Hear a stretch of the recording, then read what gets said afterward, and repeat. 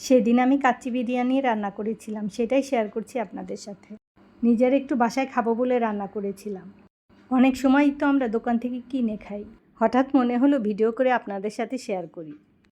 এই কাচ্চি বিরিয়ানি আমি পোলাও চাল দিয়ে রান্না করেছিলাম। এর আগে আমি বাসমতি চাল দিয়েও রান্না করেছি, তবে আমার পোলাও চালেই মনে হয় ফ্লেভারটা ভালো পাওয়া যায়। খাসির এই কাচ্চি বিরিয়ানি রান্নাটা খুব মজা হয়েছিল আর খুব ঝরঝরে হয়েছিল। এখানে আমি 1.5 কেজি খাসির মাংস নিয়েছি। এই খাসির মাংসকে আমি টক দই এবং বিভিন্ন মশলা দিয়ে 1 ঘন্টার মতো ম্যারিনেশন করে রেখেছিলাম। কি কি মশলা দিয়ে ম্যারিনেশন করেছিলাম সেগুলো আমি স্ক্রিনে লিখে দিয়েছি। সময় থাকলে আমি 2-3 ঘন্টা ম্যারিনেট করে রাখতাম। এই খাসির মাংসটা যত বেশি সময় ধরে ম্যারিনেশনে রাখা হবে, কাচ্চিটা খেতে তত বেশি মজা লাগবে। ম্যারিনেশন হয়ে গেলে আমি পোলাওর চালটা সিদ্ধ করে নেব। এখানে পোলাওর চাল আমি হাফ সিদ্ধ করে নেব। আমি 1 কেজি পোলাওর চাল নিয়েছিলাম। চুলাতে আমি আগেই গরম পানি ফুটতে দিয়েছিলাম। এই ফুটানো পানির মধ্যেই আমি ধুয়ে রাখা 1 কেজি পোলাওর চাল এখন আমি দিয়ে দিব। এই পোলাওর চাল আমরা হাফ সিদ্ধ করে নিব, মানে 50% রান্না করে নিব। আপনারা দেখতেই পাচ্ছেন আমি বারবার চামচ দিয়ে চালগুলো কতটুকু সিদ্ধ হয়েছে দেখে নিচ্ছি। চালগুলো হাফ সিদ্ধ হলে পানি ঝরিয়ে নিব। এখন কাচ্চি রান্নার জন্য বড় একটা হাঁড়ি নিয়ে নিলাম। আমি কিন্তু এখনও চুলা জ্বালাইনি। হাঁড়ির তলাতে ম্যারিনেশন করা খাসির মাংসগুলো বিছিয়ে নিলাম। ম্যারিনেশন করে রাখাতে মাংসের ভিতর থেকে বেশ খানিকটা পানি বের হয়েছে। আমি বড় বড় পিস করে কতগুলো আলু ভেজে রেখেছিলাম, সেগুলো এখন মাংসের উপর বিছিয়ে দিব।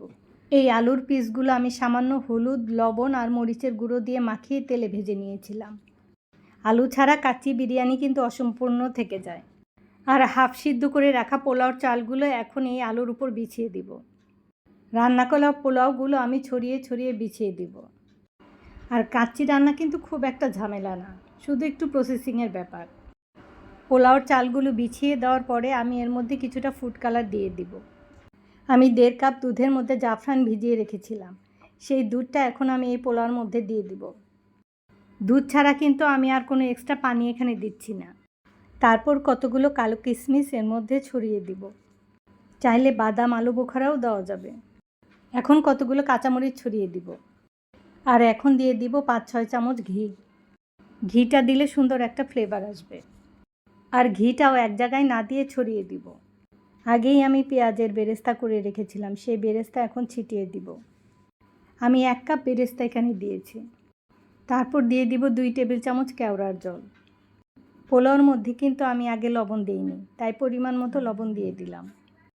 এই তো সব দেওয়া শেষ। এখন শুধু ঢাকনা দিয়ে ঢেকে সিল করে দিব। আটা খানিকটা পানি দিয়ে মেখে নিয়ে ঢাকনা চারদিকে লাগিয়ে দিলে এটা সিল হয়ে যাবে। পাতিলটা সিল করা হয়ে গেলে তারপর আমি চুলা জ্বালাবো। চুলার জাল একদম হাই হিটে দিব এবং এটা 10 মিনিট এভাবে রান্না করব। এখানে ম্যারিনেশনের যে পানিটা উঠেছিল ওটাতেই মাংসটা সিদ্ধ হবে, এক্সট্রা কোনো পানি দেওয়া হয়নি। 10 মিনিট হাই হিটে রান্না হওয়ার পর চুলার জাল একেবারে লো করে দিব। এভাবে লো হিটে 40 মিনিটের মতো রাখবো। যখন দেখা যাবে সিল করা আটাগুলো ছিদ্র হয়ে এর ভেতর থেকে বাষ্প বের হয়ে আসছে, তখনই বুঝতে পারবো রান্না হয়ে গেছে। আর তখনই কাচ্চি বিরিয়ানির ফ্লেভার বের হবে। একটা ছুরি দিয়ে সিল করা ঢাকনাটা কেটে নিলাম। ঢাকনা খোলার পরে কাচ্চি বিরিয়ানির গন্ধে ঘরটা ভরে গেল। এখন একটা বড় চামচ বা খুন্তি দিয়ে মাংস আর পোলাওগুলো মিক্সড করে নিব। দেখতে পাচ্ছেন পোলাওগুলো কতটা ঝরঝরে হয়েছে। আর মাংসগুলো কিন্তু সেদ্ধ হয়ে গেছে। মাংসটা আপনারা যত বেশি সময় ম্যারিনেশন করে রাখবেন খেতে তত ভালো লাগবে। কাচ্চি বিরিয়ানি কিন্তু গরম গরম খেতেই বেশি ভালো লাগে।